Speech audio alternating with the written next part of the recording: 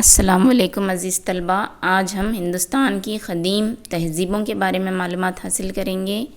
میں ہوں Samina Farzana, government junior college Sedam, ضلع گلبرگہ، اور آپ اس ویڈیو کو سوشل سائنس ورلڈ نامی یوٹیوب چینل پر دیکھ رہے ہیں۔ پیارے بچوں، پچھلی ویڈیو میں ہم نے دیکھا کہ کس طرح دھیرے دھیرے انسان ایک مستحکم زندگی شروع کرتا ہے اور وہ اپنی خانہ بدوش زندگی کو چھوڑتا ہے۔ اس کے اثرات ہمیں کشمیر کے برزوم نامی علاقے میں ملے ہیں۔ وہاں پر ایک تہہ خانہ ملا ہے جو گہرے گڑھے میں تھے۔ ان گڑھوں میں موسم سرما اور جنگلی جانوروں سے حفاظت کے لیے انسان رہا کرتے تھے۔ قلعہ بولان کے قریب ایک زرخیز زمینی علاقہ بھی ملا ہے جہاں پر بارلی کی کاشت کے ثبوت ملے ہیں۔ پیارے بچوں، بارلی ایک قسم کا اناج ہوتا ہے۔ مہرگار یہ بھی کشمیر کے پاس ہے۔ یہ پہلا قصبہ مانا جاتا ہے، یعنی پہلا دیہات ہے جہاں بارلی، گیہوں اگائے جاتے تھے اور ساتھ ہی ساتھ بھیڑ بکریاں بھی پالی جاتی تھیں۔ مہرگار میں 3 سے 4 کمرے کے گھر بھی ملے ہیں اور کئی جانوروں اور انسانوں کے ڈھانچے بھی ملے ہیں جو اب پتھر میں تبدیل ہو چکے ہیں۔ کئی سال گزرنے کے بعد یہ عمل ہوتا ہے۔ پہلی شہریت یعنی دنیا کی پہلی تہذیب وہ ہے ہڑپا تہذیب۔ اس کی دریافت کس طرح ہوئی ہے؟ پنجاب میں ریلوے لائن کے بچھانے کے دوران ہڑپا کی قدیم بستیاں دریافت ہوئیں۔ یہ 4 سے 6 ہزار سال پرانی ہیں۔ ہڑپا شہر 2 حصوں میں بٹا ہوا تھا۔ مغربی حصہ تنگ اور اوپر اٹھا ہوا تھا۔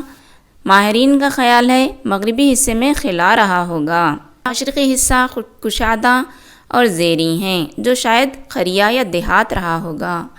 یہاں جلی ہوئی پکی اینٹوں سے دیواریں بنی ہیں جو ایک دوسرے سے جڑی ہوئی ہیں۔ وہیں سے کچھ دور موہن جودارو ایک شہر ملا ہے جس میں تیراکی کا ایک حوض ملا ہے جسے ہم سوئمنگ پول بھی کہہ سکتے ہیں۔ ماہرین نے اس کو عظیم غسل خانہ قرار دیا ہے۔ آپ نیچے اسکرین پر جو دیکھ رہے ہیں وہ عظیم غسل خانے کی ہی تصویر ہے۔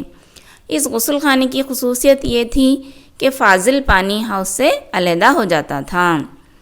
حوض کے دونوں جانب سیڑھیاں بنی ہوئی تھیں، تو ماہرین کا خیال یہ ہے کہ خاص موقعوں پر شہر کے عمائدین یعنی مشہور لوگ، امیر لوگ اس میں غسل کیا کرتے تھے۔ کنووں سے اس حوض کو پانی حاصل ہوتا تھا۔ تصویر میں آپ ہڑپا تہذیب کے مکانات اور اس دور کی نشانیاں دیکھ رہے ہیں۔ کالی بنگن، لوتھل، یہ 2 عظیم شہر اور ہمیں ہڑپا تہذیب کے ملے ہیں۔ لوتھل میں ہمیں اناج کے گودام بھی ملے ہیں۔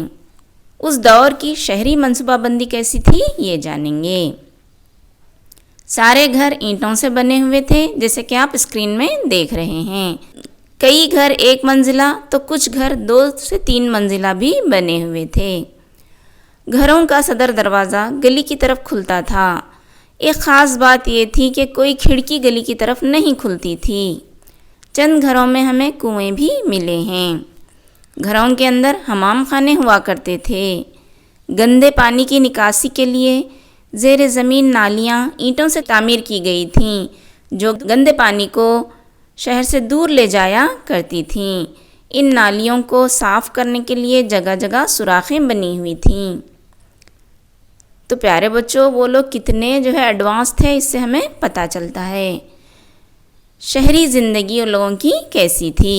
جب ہم وہاں پر کھدائی کرتے ہیں تو کئی قیمتی اشیاء بھی ہمیں ملے ہیں جس میں ہیرے جواہرات اور مہریں ملی ہیں۔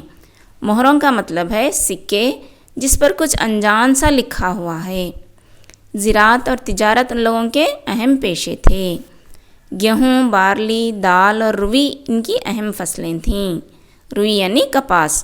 اس روئی سے وہ کپڑا بنایا کرتے تھے۔ بیل، بکری، بھیڑ اور مرغیاں پالا کرتے تھے۔ وزنی اور بھاری اشیاء کو لانے لے جانے کے لیے بیلوں کا استعمال ہوتا تھا۔ میسوپوٹیمیا، بلوچستان، سوراشٹر اور دکن کی چند نشانیاں بھی یہاں پر ملی ہیں۔ اس سے پتہ چلتا ہے کہ ہڑپا تہذیب کے لوگوں کے تعلقات ان جگہوں سے تھے۔ پیارے بچوں، یہ عظیم تہذیب کا زوال ہوا۔ زوال کے وجوہات ماہرین کا کہنا ہے کہ جھیلوں کا خشک ہو جانا، دریاؤں کا راستہ تبدیل کرنا، جنگلوں کی تباہی، طغیانی کا آنا یا پھر دوسری قوموں کا حملہ بھی اس تہذیب کو زوال کی طرف لے جاتا ہے۔ قدیم ہندوستانی تہذیب میں ہڑپا تہذیب کے بعد ویدک زمانہ شروع ہوتا ہے۔ یہ سمجھا جاتا ہے 700 قبل مسیح سے 1500 قبل مسیح کے دوران رہا ہوگا۔ آریائی قوم جو روس کے یورال پہاڑیوں کی ڈھلوانوں میں رہا کرتے تھے، ایران سے افغانستان پھر پنجاب میں آ بسے۔ آریاؤں نے ہی وید کو تشکیل دی۔ پیارے بچوں، ایک قوم ہے جس کا نام ہے آریہ۔ ویدک دور کو ہم 2 حصوں میں تقسیم کرتے ہیں۔ قدیم ویدک دور کو رگ ویدک دور اور اس کے بعد کے دور کو مابعد رگ ویدک دور کہا جاتا ہے۔ پیارے بچوں، وید مقدس کتاب ہوتے ہیں۔ وہ 4 ہیں: رگ وید، سام وید، یجر وید اور اتھر وید۔ رگ وید دور، اس کتاب میں 500 سالوں کا ذکر موجود ہے۔ 1028 سکھاز یا ستاس ہیں، اس کا مطلب شاید آیتیں ہیں۔ ان کو 10 منڈلاز میں بانٹا گیا ہے۔ انڈو یورپین زبان میں لکھے گئے ہیں۔ رگ ویدا میں جغرافیائی سرحدیں بتلائی گئی ہیں، یعنی وہ لوگ کہاں سے کہاں تک رہتے تھے۔ ہندو کش پہاڑیاں جو افغانستان میں ہیں، وہاں سے لے کر گنگا یمنا کے دوآبے تک، افغانستان سے لے کر پورے شمالی ہندوستان میں یہ قوم پھیلی ہوئی تھی۔ سماج میں ذات پات کا رواج نہ تھا، حالانکہ برہمن، شتریا، ویشیا، شودرا کے الفاظ ہمیں رگ وید میں بھی ملتے ہیں۔ خاندانی نظام پدری ہوا کرتا تھا۔ زراعت اور مویشی پالن ہی ان کا اہم پیشہ تھا۔ دولت کا اندازہ مویشیوں سے لگایا جاتا۔ دودھ اور گوشت کے لیے مویشی پالے جاتے۔ لوہے سے اوزار اور ہتھیار بناتے تھے۔ پتھر کے چرخوں کو لکڑیوں کے پیالے جوڑ کر زراعت کے لیے کنووں سے پانی سینچتے، یعنی آب پاشی کا نظام وہ اس طرح کیا کرتے تھے۔ سیاسی نظام، اس دور میں سیاسی نظام کیسا تھا؟ دیہات کو گرام کہا جاتا۔ قبائل دیہاتوں میں بستے تھے۔ ہر قبیلے کا ایک راجا ہوتا جو موریثی ہوتا۔ موریثی کا مطلب ہے پیارے بچوں، راجا کے بعد اس کا بیٹا ہی راجا بنتا۔ رگ ویدا دور میں آریائی اور غیر آریائی قبائل میں اکثر جھگڑے اور فسادات ہوتے تھے۔ آریائی اپنے آپ کو اہم سمجھتے تھے اور یہاں رہنے والوں کو وہ غیر آریائی سمجھتے تھے۔ ان دونوں کے درمیان اکثر جنگیں ہوا کرتی تھیں۔ راجا کی ایک سبھا اور سمیتی ہوتی تھی۔ شتریا کا کام جنگ لڑنا اور حکومت کرنا ہوتا۔ راجا اور مالدار لوگ پجاریوں اور پادریوں کو گائے، گھوڑے، سونا تحفے میں دیا کرتے تھے۔ مذہبی نظام، رگ ویدا دور میں مذہبی تہوارات میں یگناز بے حد اہم ہیں۔ نیچے آپ اسکرین میں دیکھ رہے ہیں، وہ لوگ چند آگ جلا کر اس آگ میں قربانی کیا کرتے تھے، اسے یگنا کہا جاتا ہے۔ یگنا کے دوران خدا کو منانے کے لیے جانوروں کی بھی قربانی کی جاتی تھی۔ یگنا کو ابتدائی طور پر 2 اسباب میں منعقد کرتے تھے، پہلا بارش کے لیے تو دوسرا دشمنوں کو شکست دینے کے لیے۔ جو پجاری یگنا کو منعقد کرتا اسے ہوتار کہا جاتا تھا۔ یگنا کے دوران منتروں کا پڑھنا اور سوما نامی مشروب کا پینا بھی ضروری تھا۔ سوما شاید کوئی نشاور چیز ہوتی تھی۔ آریائی قوم میں بتوں، مجسموں کی پوجا نہیں تھی اور کسی بھی جانور، انسان یا دیگر نشانات کو بھی عبادت کے لیے استعمال نہیں کرتے تھے۔ رگ ویدا دور میں سب سے زیادہ اہمیت اگنی یعنی آگ کو دی جاتی تھی۔ پیارے بچوں، رگ ویدا دور کے بعد مابعد رگ ویدا دور شروع ہوتا ہے۔ جو بچی ہوئی 3 کتابیں ہیں وہ اسی دور میں لکھی گئیں، یعنی سام وید، اتھر وید اور یجر وید۔ یہ دور تقریباً 1000 قبل مسیح کا مانا جاتا ہے۔ سماجی نظام 4 حصوں میں بٹ گیا تھا۔ سب سے زیادہ اہم مقام برہمنوں کو حاصل تھا جو یجنا کرتے تھے۔ اس طبقے کو تحفے دینا لازمی قرار دیا جاتا تھا۔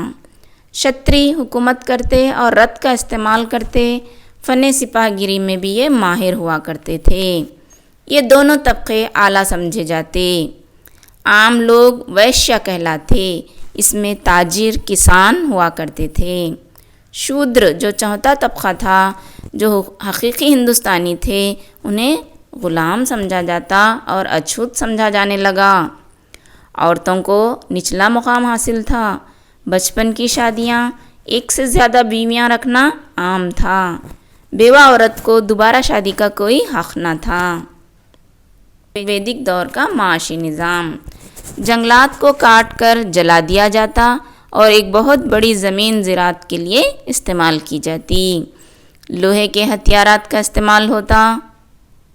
زراعت میں 6 سے 8 بیلوں کو ہل لگا کر جوتا جاتا۔ ہم نے ایک خیالی تصویر جو ہے اوپر لگائی ہے، اس میں آپ دیکھ سکتے ہیں کہ جو ہے لارڈ کرشنا 5 سے 6 بیلوں کے ساتھ کھڑے ہیں۔ دھان، بارلی، ماش، مونگ، تل، کلتی، راگی، گیہوں، مسور، یہ اہم فصلیں ہوا کرتی تھیں۔